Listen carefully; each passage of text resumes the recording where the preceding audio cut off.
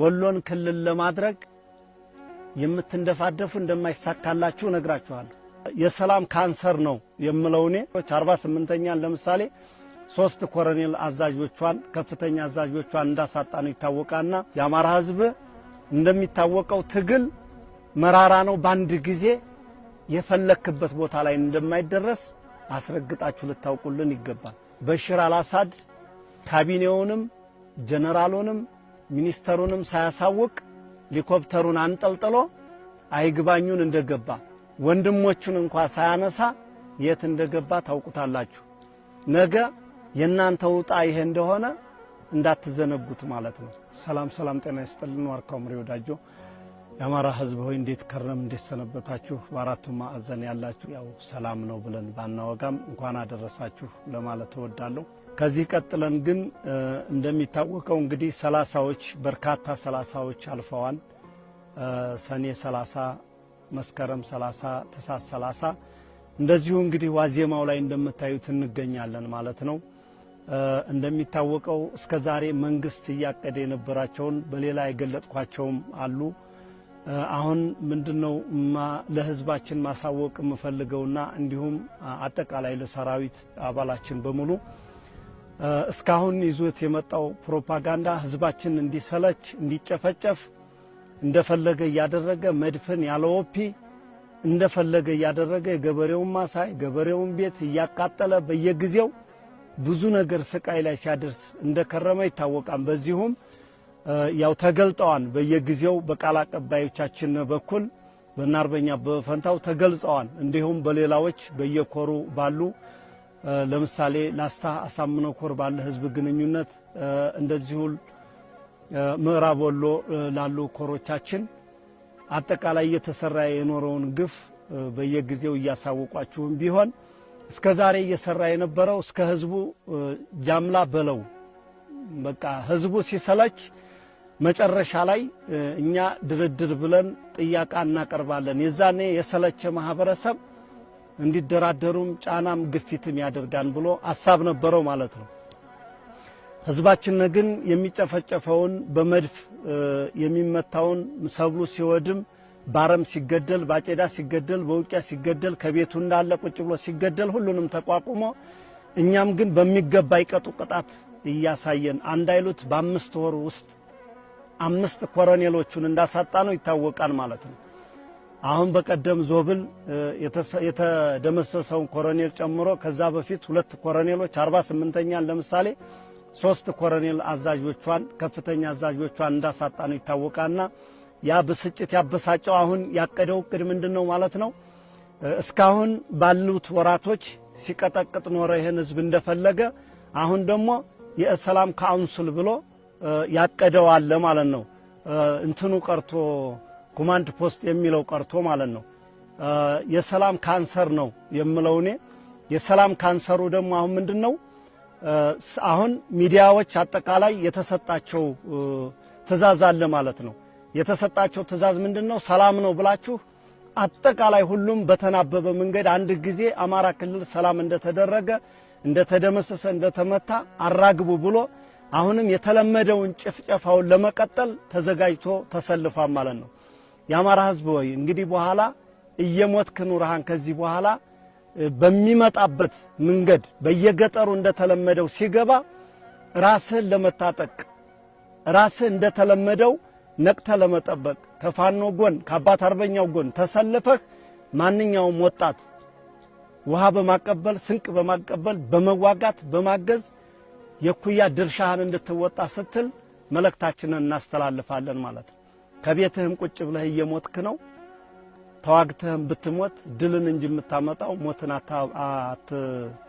አትቀበልምና ስለዚህ በዚህ ጉዳይ ያላችሁ በአገር ውስጥም በአገር ውጭም ያለ እንዲሁ የአማራ ህዝብ አጠቃላይ ሁለተኛ አሁንም ለሚያደርገውን ጭፍጨፋ የተዘጋጀበትን ለዓለም ማህበረሰብ መልእክታችሁን እንድታደርሱልን እናንተም ከጎናችን ሆናችሁ የተለመደውን ድጋፋችሁን እያደረጋችሁ ትብብራችሁን በተቃውሞ ሞታችንን የአማራን ህዝብ በደሉን እንድታሰሙልን ነው። እኛ ግን የአማራ ፋኖ በወሎ በአራቱ ማዕዘን 4 ኮሮች አሉን። ራሳችንን አዘጋጅተን የመጣውን ጠላት አሁንም በመጣበት አይቀጡ ቅጣት እየቀጣን ለመመለስ ራሳችን ዝግጅታችንን ጨርሰናል። ያልሰማችሁ አካላትም ካላችሁ ይሄው ዝግጅታችሁን እንድጨርሱ ስንል መልእክታችንን እናስተላልፋለን ማለት ነው። ሌላው እዚህ አያይዤ የምገልጸው የአማራ ሕዝብ እንደሚታወቀው በተለይ የሰሜኑ ክፍል በተደጋጋሚ 2-3 ከሰሜኑ ጦርነት ጀምሮ የደረሰበትን ድርቅ ይታወቃል ማለት ነው። ከዚህ ተያይዞ ቡግና አካባቢ ላይ የተከሰተው ድርቅ 110,000 ሕዝብ ከዛም በላይ አስቸኳይ ድጋፍ እንደሚሰጠው እንደሚያስፈልገው ታውቋል ማለት ነው። ለዚህም ከቅርብ ማህበረሰቡን የሚከታተሉ መሪዎች በተጠናው ጥናትና በአለኝ መረጃ 5053 ኩንታል እህል ገብቷል ማለት ነው። የሚረዳው 110,000 ሕዝብ ከዛም በላይ ነው ማለት ነው። ስለዚህ አሁን የምግብ ዋስትና የሚባለው ዳቆን ተስፋሁን ሰሜን ወሎን ሲበላ ሲያዘርፍ ሲበድል የኖረ አሁንም ክልል ላይ ሆኖ የምግብ ዋስትና የሆነ ዘርፍ ላይ ቁጭ ብሎ ወይም በኃላፊነት ይሁን ወጥቶ ሰሞኑን የተናገረውን ነገር በሚገርም ሰምቼ ታዝቤያለሁ ማለት ነው። የሚመጡትን ለድጋፍ የሚሰጡትን ደርሷቸዋል፣ ወደ ሌላ ቦታ ይዛችሁ ሂዱ፣ እዛ በቂ ድጋፍ ገብቷን እያለ ማገድ ስለጀመረ በዚህ አጋጣሚ ይሄን ድርቅ እኛ አላመጣነውም ጨፍጫፊ አብይ አህመድ ስርዓት ስለሆነ ያመጣው የአማራ ሕዝብ የዓለም ሕዝብ ድርጅቶች ያገባኛን የሚለው አካል ሊያውቅልን ነው ይገባል ማለት ነው። ቡግና ወረዳ ብቻ አይደለም፣ በቃ ወሎ መሬት አጠቃላይ አምባሰልም ሄዳችሁ ብታዩት በጣም ከፍተኛ ችግር ነው ያሉት። ራያ ቆቦ ዙሪያው ገጠራማውን ቦታ ላይ ብታዩትም በቃ ተመሳሳይ ነው። ስለዚህ እየጨመረ የሚመጣ ነገር ስለሆነ እኛ ማንኛውም ድርጅቶች በማንኛውም ቦታ እየገቡ ሕዝባችንን እንዲያዩ እንዲከታተሉ ከችግሩ እንዲደርሱለት ስንል መንገዳችንን እኛ መብታቸው በተጠበቀ መንገድ ክፍት አድርገን እንደምንሰጣችሁ ከወዲሁ እናሳስባለን ማለት ነው። ከዚህ ውጭ ይህን ድርቅ እኛ አላመጣነውም፣ ማን እንዳመጣው ይታወቃል። እኛ ወታደሮች ነን፣ ታጋዮች ነን። ሕዝባችን ግን ያለበትን ችግር የዓለም ሕዝብ እንዲያውቅልን ስንል እናሳውቃለን። ትግላችን እስከ መቼውም ድረስ ድላችንን፣ ነጻነታችንን፣ ክብራችንን በክንዳችን እናመጣዋለን ማለት ነው። ከዚህ አያይዤ መግለጽ የምፈልገው እንደሚታወቀው አሁን የተደራጁ ጀነራሎች አማራን ለማጥፋት ጄኖሳይድ ለመፈጸም አሁንም እንደ አዲስ ራሳቸውን አደራጅተው ከላይ እስከ ታች ተዋቅረው የበሉበትን አገር እርጎ እየጠጡ የታገሉበትን ሙክት እየቀረበላቸው የታገሉበትን አገር ያው በምን ልክ እየጨፈጨፉት እንዳለ የዓለም ሕዝብ ሊያውቅልን ይገባል ማለት ነው። ስለዚህ ወታደር ማንነት አለው፣ ጀነራል ማንነት አለው። እናንተ ማንን እንደሆነ የማንን አገር እንደሆነ እየጨፈጨፋችሁት ያለውን ፍርዱን ለናንተ ሰጥቻችኋለሁ ማለት ነው። እናንተ 500 ካሬ እስከ 1000 ካሬ በአብይ አህመድ ትእዛዝ ባዳነች አቢቢ አስፈጻሚነት 10 ሚሊዮን ብር ጀባታ ጋር ተሰጥታችሁ ቤታችሁን እየገነባችሁ ያነውም አልበቃ ብሎ ድጋሜ ጠይቃችሁ ተሰጣላችሁ ተብሎ ተደራጅቶ ተመቻችቶ እየጠበቃችሁ ያለው የአማራን ሕዝብ ይሄን ስጦታ ስለተጀባችሁ ብቻ በቃ እኛ ካላወቅንላችሁ እኛ ካላዘዝናችሁ ብላችሁ ያው እንግዲህ 2 ዓመትን እየቆጠራችሁ ነው። የአማራን ሕዝብ ጨክናችሁ በመድፍ በድሮን በታንክ እያቃጠላችሁት ካላችሁ ያው እናንተ ታውቁታላችሁ። ያው እንግዲህ መሬቱም ሕዝቡም ይመሰክራል ማለት ነው። አብይ አህመድ እንደሆነ በሽር አልአሳድ ካቢኔውንም ጀነራሉንም ሚኒስተሩንም ሳያሳውቅ ሄሊኮፕተሩን አንጠልጥሎ አይግባኙን እንደገባ ወንድሞቹን እንኳን ሳያነሳ የት እንደገባ ታውቁታላችሁ። ነገ የናንተ ውጣ ይሄ እንደሆነ እንዳትዘነጉት ማለት ነው። ወታደር ማንነት አለው። አሁንም ወደ ማንነታችሁ ተመልሳችሁ ራሳችሁን ብትጠይቁ የተሻለ ነው ብዬ አስባለሁ ማለት ነው። ከዚህ ውጭ የአማራ ሕዝብ እንደሚታወቀው ትግል መራራ ነው። በአንድ ጊዜ የፈለክበት ቦታ ላይ እንደማይደረስ አስረግጣችሁ ልታውቁልን ይገባል።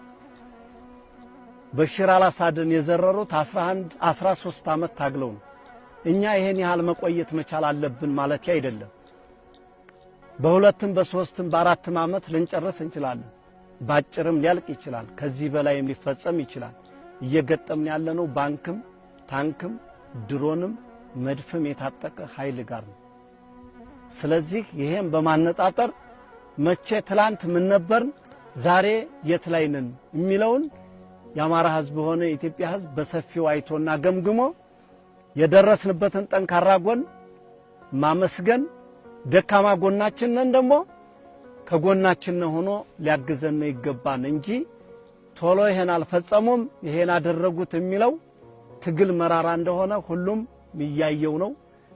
ገብቶ ያላየ ደግሞ ገብቶ ያየ ይሄን ብናደርገው ጥሩ ነው እያለ የገሰጠ ማስተካከልም ይችላል። ይሄው በሩ ክፍት ነው ማለት እፈልጋለሁ ማለት ነው። ከዚህ ውጭ በዚህ አጭር ጊዜ ውስጥ በ19 ወራት ማለት ነው የደረስንበት ከከፊል ስንነሳ የተነሳንባቸው አነስተኛ የቡድን መሳሪያዎችና አነስተኛ ነፍስ ወከፍ ክላሾች ይዘን አሁን በመካናይዝ ደረጃ የተደራጀንበት እንዳለ የሰራዊታችን ጥንካሬ በቃ በኮሎኔል ደረጃ እየበላ እየማረከ የሚያሳይ ወታደር ከአንድ ኮሎኔል ስደርስ ስንት ወታደር ረምርመህ ስንት ዋጋ አስከፍለህ እንደሆነ ከዛ ቦታ ላይ ደርሰህ አንድን መሪ መግደል የምትችለው ለዛም የተሰሩት በተደጋጋሚ ጀብዶች ምስክሮቻችን ናቸው ማለት ነው። ምንድነው የቀረን ማለት ነው? ከዚህ በኋላ ወደ ጀነራሎች ነው። በቃ ጀነራል መማረክ ወይም ጀነራል መግደል ነው የቀረን። ለዚህም ይሆናል ሰው ነው ጀነራል ክብሩ ስሙ እንጂ ክብሩ የሚሰራው ግርማ መጎስ የሚሰራው ስራ እንጂ ጀነራሉም የሚወድቀው ባንዲት ጥይት ነው። ሲያዝም በዚሁ ተመሳሳይ ነው ማለት ነው። ሊያወጣው የሚችለው ስራው ነው እንጂ ማንኛውም ሰው ክፉ የሰራ ሰው በሰራህ ስራ እየተመዘዝክ ነገ ለህዝብ ቁመ ተጠያቂ እንደምትሆን እርግጠኛ ነን። የሰራዊታችን ጥንካሬ በአራቱ ማዕዘን እያሳየ ነው ያለ ገድልና ጀብድ የአማራ ህዝብ የሚያውቀው እስከሆነ ድረስ አሁንም በልበ ሙሉነት ስለሆነ ያለው ምንም ልትጠራጠሩብን አይገባም። ይሄ በየቦታው እየሰበሰበ ፋኖ ገብቷን እጅ ሰጥቷን ለሰላም ቀርቧን የሚለውን ኮተት ያው እናንተም የምታውቁት ነው። እንደው ከዚህ ላይ ጊዜ መጨረስም አይጠበቅብኝም ማለት ነው። ወሳኙ ነገር ግን ኦሮሚያን ሲያጸዳ የነበረው ኃይል አሁንም ተሐድሶ እየተሰጠው ነው። ከዛው የተለመደው ቦታ ላይ ህዝባችንን የሚያስሩት የሚጨፈጭፉበት አካባቢ ላይ አለ። እዛ ቦታ ላይ አሁን ተሐድሶ ተሰጥቶት እየመጣ የተቀላቀለም አለ። አሁንም መጥቶ የሚቀላቀል አለ። ያው ይሄ እንግዲህ ነገ ማንን ምን ያደርጋል የሚለውን ነገር ፍርዱን ለአማራ ህዝብ ሰጥቻለሁ ማለት ነው። ስለዚህ ይሄን እያያችሁ የአማራ ህዝብ የማይቀረውን ትግል ይሄ ሰላም ካንሰር የሚሉትን ነገር ትተን ምንም አንድና አንድ ማሸነፍ እንደሆነ ውጤታችንና የአማራን ህዝብ ብሎም የኢትዮጵያን ህዝብ ከችግር የምናወጣው ይሄ ብቻ ነው። አልሳካላቸው አለ እስካሁን በእምነቱ ቢሉ በብሔሩ ሊያጋጩ ቢሉ በሁሉም ያልተሞከረ ነገር የለም። ይሄን ሁሉ ተቋቁመን እዚህ ደረጃ ደርሰናል። እንደ አማራ ፋኖ በወሎ 100 ሚሊዮን ብር ተመድቦልን 100 ሚሊዮን ብር ተመድቦልና እኛን ራስ በራሳችን ለማታኮስ አስርጎ በማስገባት ራስ በራሳችን ለማታኮስ ቢለፉም ቢወጡም ቢወርዱም እኛ በጥበብና ጥበበኛ መሪዎች አሉ፣ ብልህ መሪዎች፣ አዋቂ መሪዎች፣ ጀግኖች አሉ። በነዛ ትግስትና በነዛ ጥንካሬ ምንም አንድ ቀን ከማንም ወንድሞቻችን በሰላም ጠርተን እያመጣን ከመወያየት ውጪ አንድም ነገር ሳንታኮስ እዚህ ደርሰናል። አሁንም እየደረስንባቸው ነው። ሌላው የአማራ ህዝብ ማወቅ የሚገባ ነገር እንግዲህ አማራ ክልልን ከአራትም ከአምስትም ለመቆራረጥ እንግዲህ አብይ አህመድ ብልጽግና መንግስት ቆርጦ ተነስቷል ማለት ነው። ያው ደቡብ ክልልን ምን አድርጎ እንደመጣ ታውቃላችሁ። አማራ ክልል ላይ የክልል ጥያቄ ሳይሆን ያለብን የማንነት ጥያቄ አትግደሉን፣ በቃ የሰብአዊ መብት ጥያቄ ነው፣ በቃ አትግደሉን፣ እንኑርበት በሰላም በድህነታችን ሰርተን ነግደን ቆፍረን እንኑር እባካችሁ ተውን ብሎ ነበር የጠየቀው እንጂ ክልል ስጡን ለማለት አይደለም። አሁን ሰሞኑን የምንሰማቸው ጭምጭምታ አለ። አማራ ክልል እነ ጻዲቅ አብርሃ ትግራይ ክልል ላይ ያጡትን ስልጣን መጥተው ብልጽግና ላይ ከዚህ ተለጥፈው ወሎን ክልል አድርገው እነበለጠ ሞላ ብታድቡ ይሻላችኋል። ይሄ ነው የናንተ ምሁርነት። ወሎን ክልል ለማድረግ ከማን ማን ጋር እንደምትደዋወል ማናውቅ መስሎህ ነው? ማንነታችንን እንግዲህ ማንነት አልነበረም እንዴ ጥያቄ ያንን በመለሳችሁት። ወሎን ክልል ለማድረግ የምትንደፋደፉ እንደማይሳካላችሁ ነግራችኋለሁ። የአገው ብሔረሰብን ክልል እናደርጋለን ብላችሁ የምትንደፋደፉትን የብልጽግና መንግስት ደርሰንበታል። ወልቃይት ላይ የምትሰሩትንም ሴራ ደርሰንበታል። የአማራ ህዝብ ይህን ወደፊት ታገኘዋለህ፣ ጠብቅ። በጥንቃቄ ሆነህ ግን ተመልከት። እኛም በጥንቃቄ ሆነን እያየነው ነው። ይሳካን አይሳካም ወደፊት የምናየው ነው። ወለጋ ክልልነት ጥያቄ እየጠየቃችሁ አልነበረ? ከአዲስ አበባ 681 ኪሎ ሜትር እኮ ይርቃል። ታዲያ እሱን በሰጣችሁት እነ ሐረርን እነ ድሬዳዋን ማን ነው ሌላ ኦሮሚያ አንድ ቦታ አለ። እነዚህን ለማስገባት ወደ ኦሮሚያ እየጠየቃችሁ እንዴት ታዳኛን እንደ ዳቦ በየቦታው ለመቆራረጥ ነውስ? በቃ ምንም አማራ አልቋን አላችሁ። ማን ነው አልቋን ያላችሁ? እኛ ልጆቹ አለንለት። የአማራ ታጋይ በአራቱ ማዕዘን የወጡ ነበልባል ልጆቹ ክንዳቸውን ሳይንተራሱ ይችንም እናንተ ቆራርጣችሁ እንደ ዳቦ አትሸነሽኗት። ከዛው የምትፈልጉት የምትሸልሉበትን እንደለመዳችሁ ዳባችሁን አሰርታችሁ እዛ አብራችሁ እየተያያዛችሁ ውስኪያችሁን እየደረደራችሁ ቆራርጧት። ባፍ ልታወጉ ትችላላችሁ። ነገ ግን እኛ አንድ እናደርጋታለን። ለዚህም የአማራ ህዝብ እኔ በእኔ አንደበት ይህን ሁሉ ገልጨም ተንተኝም ስለማልዘልቀው አንተ ታውቀዋለህ እየተደገሰልህ ያለውን ድግስ። በጥንቃቄ ሁላችንም እንመልከት ስል ጥሬን አቀርባለሁ። ዋርካው ምሪ ወዳጆ አመሰግናለሁ።